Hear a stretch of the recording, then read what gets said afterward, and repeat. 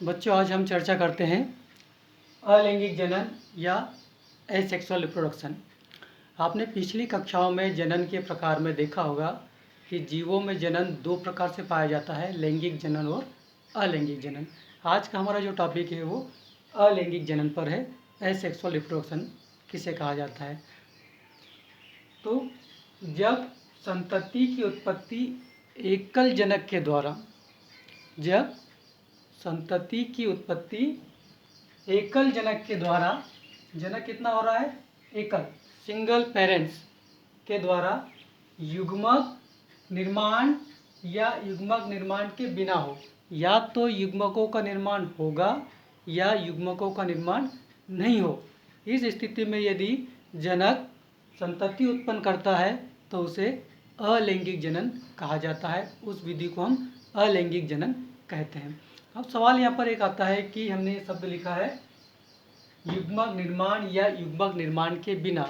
हमें याद है कि जो लैंगिक जनन है उसमें युग्मकों का निर्माण होता है। तो जब हमारे पास ये शब्द आया युग्मक निर्माण, तो क्या अलैंगिक जनन में भी युग्मकों का निर्माण होता है?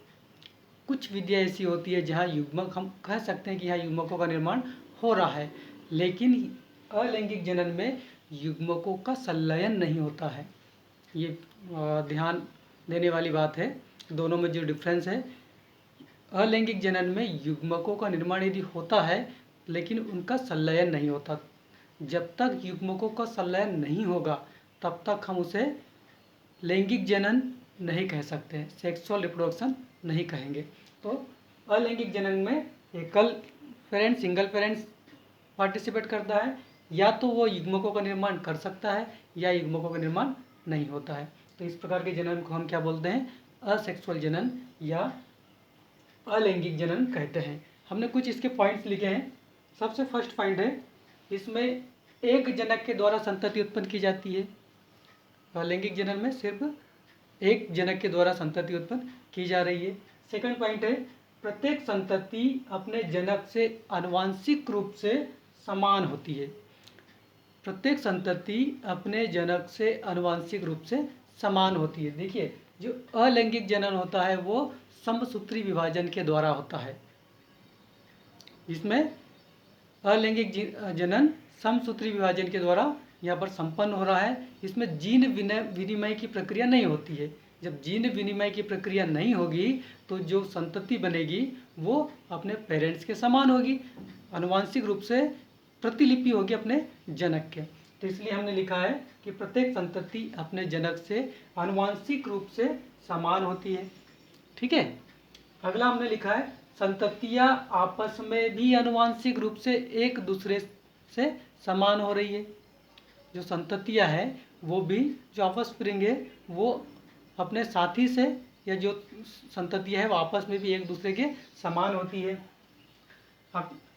फिर हमने लिखा है, आकारिकी तथा आनुवंशिक रूप से एक समान जीवों के समूह को क्लोन कहा जाता है। ये सब प्रश्न पूछा जाता है कि क्लोन किसे कहते हैं। तो यहाँ पर आएगा कि आकारिकी रूप से तथा आनुवंशिक रूप से, आकारिकी रूप से और आनुवंशिक रूप से समान जीवों के समूह को क्लोन कहा जाता है। तो अलैंगिक जनन की प्रक्रिया जो होगी, इसमें जितनी भी संततियाँ बनेगी वो एक दूसरे की कैसी होगी? क्लोन होगी।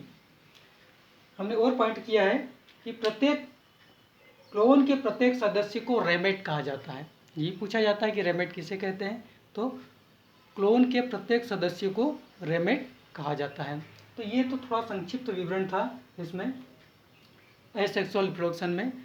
एसेक्सुअल रिप्रोडक्शन की कौन कौन सी विधियाँ होती है उसके बारे में हम चर्चा करें तो हमने यहाँ पर 7 विधियाँ लिखी हुई है। सबसे पहले विखंडन, या जिसको हम बोलेंगे फिजन।